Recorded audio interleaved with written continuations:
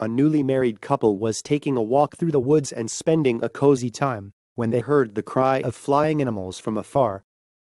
Then said the wife, "A chicken is crying." "No, it's a goose." "It's a chicken." "What are you talking about? It's a goose." Then again the sound came, and the husband raised his voice. "Did you hear that? That's definitely a goose."